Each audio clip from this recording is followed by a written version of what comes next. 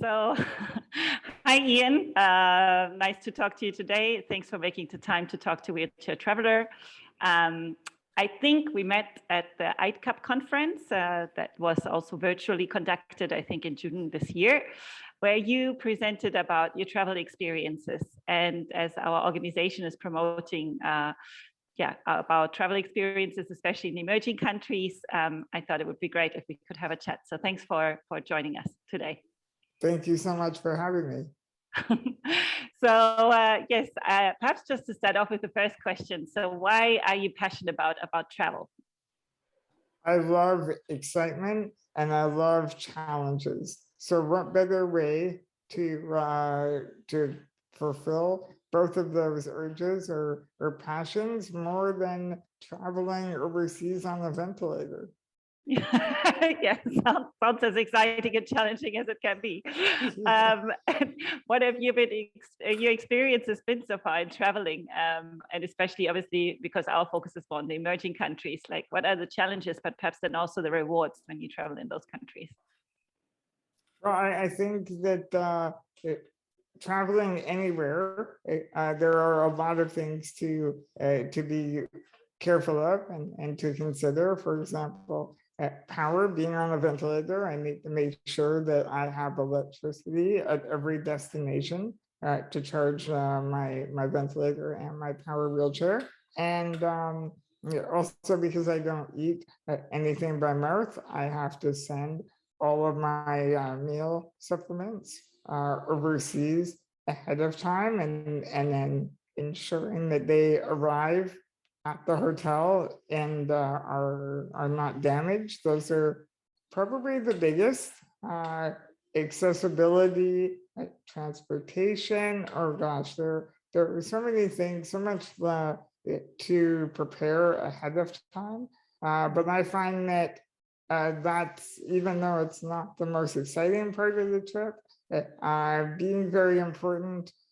It's well worth it because once I arrive, usually everything goes without a hitch, and I can enjoy the adventure and not think about everything medical.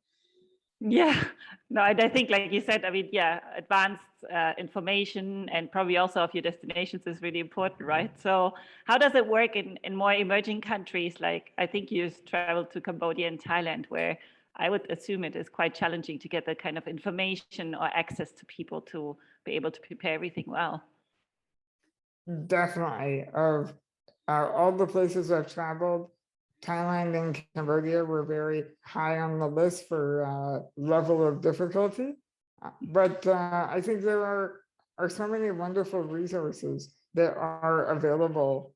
For example, Facebook groups and websites like yourself, being able to connect with the right people and find out what is available.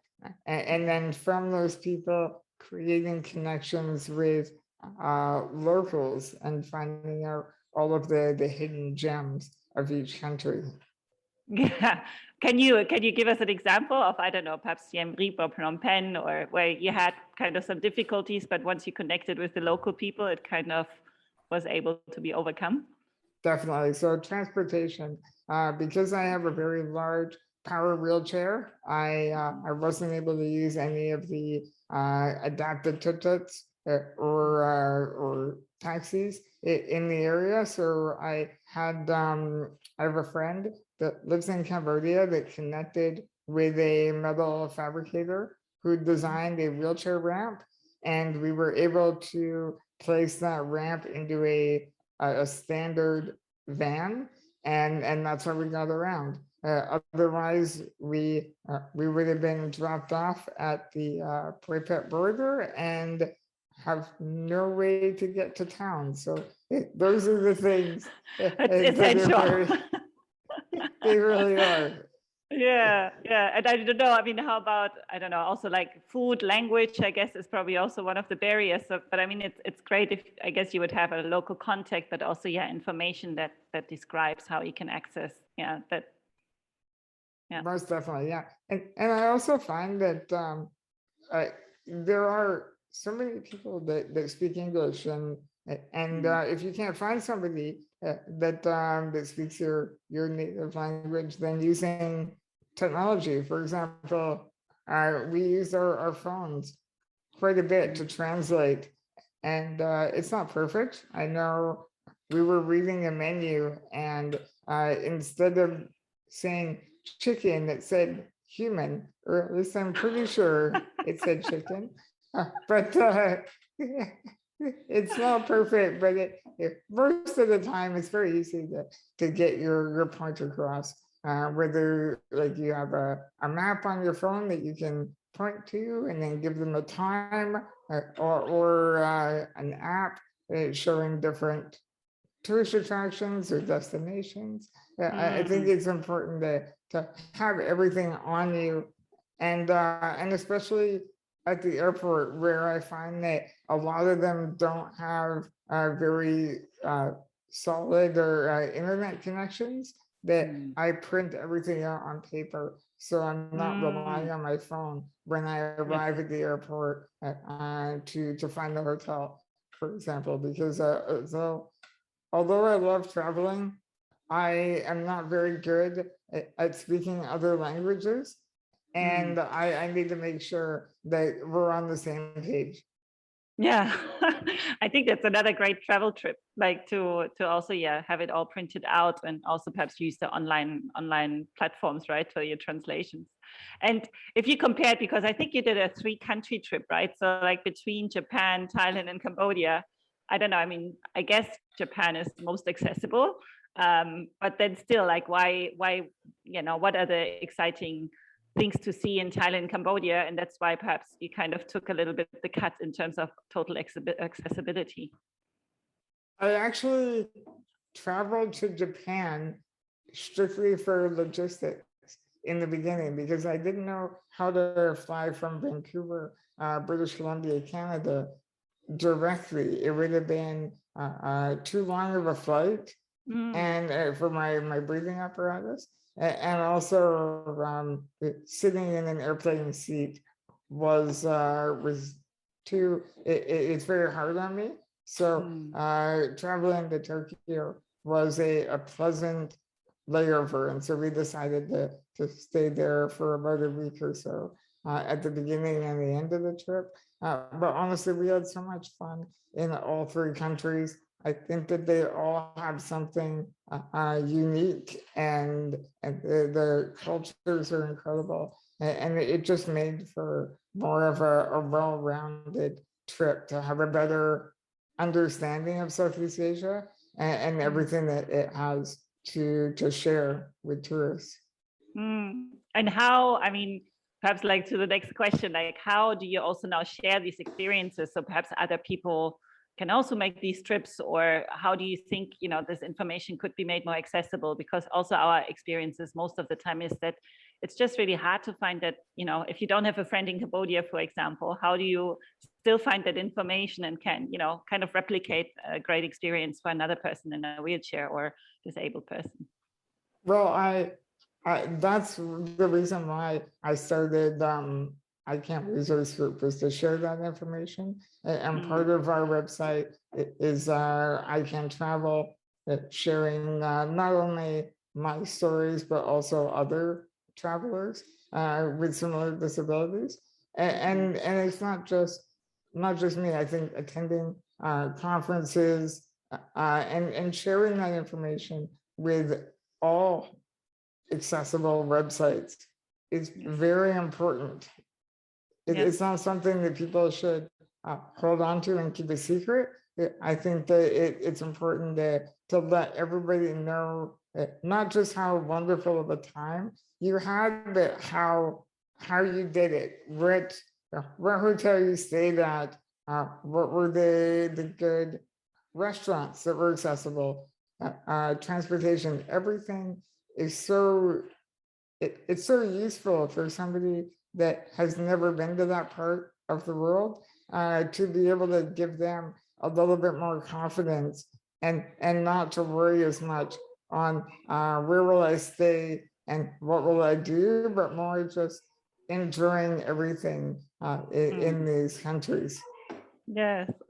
No, I think that's great. And also, I think that's also why, I mean, we connected from Wheelchair Traveler, but in general, we are also starting some networks with other organizations like yourself to just, also make us more visible, be a bigger network so people can also, find the information more easily, because we also feel sometimes it's a little bit pieced all over the internet, and then it becomes hard for people that are searching to find. So no, I think it's great to connect. I don't know, Toby, do you have any other perhaps questions or? Yeah, my question is, what is the biggest difference for you between industry and countries or Western countries and traveling through developing or emerging countries? Transportation and accommodations. Yeah, by far, I think that there is a lot to be said and appreciated by more established countries, and I think that there's a lot for everybody to learn.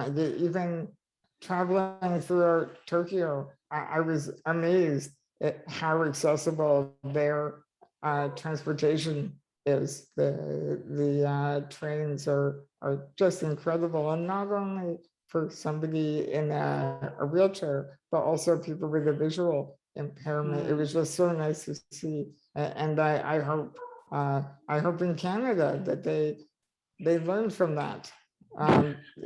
Honestly, there's always more improvements that can be made. It doesn't matter how established you think you are. Travel to the other side of the world, and they will teach you something.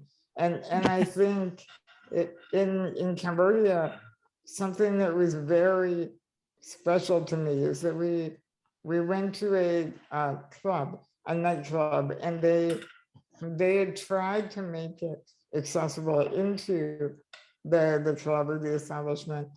They had a small ramp, but once inside, there were some stairs, and by the end of our night, we had a wonderful time.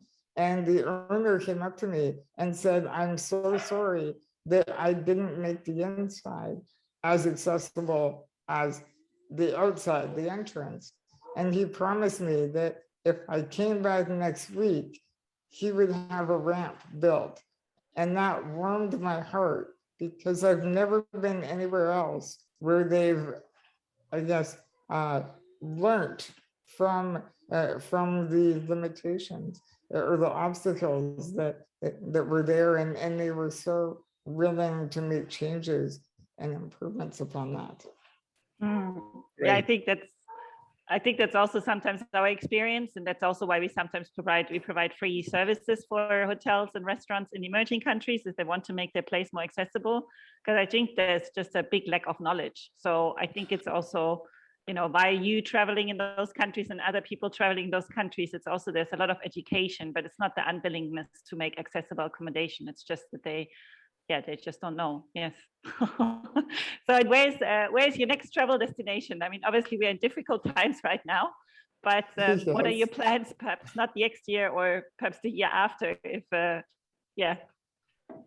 Well, I have 2 trips that I'm planning. One is to South Africa and Madagascar. That's hopefully my next trip.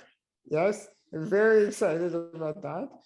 And then after that, my friend asked me if I would be interested in going back to Europe, and of course I said yes. So I'm excited to show her around. She's never left Canada, so this will be a very new experience for her, and I'm so happy to be a part of that, sharing that wonderful experience of traveling. So if you come to Germany, we have to meet. Yeah, yes, exactly. Yes, we most definitely will. Perfect. Cool. Okay, well, thanks so much for the interview and talking to us today, Ian. Thanks so much. Thank you.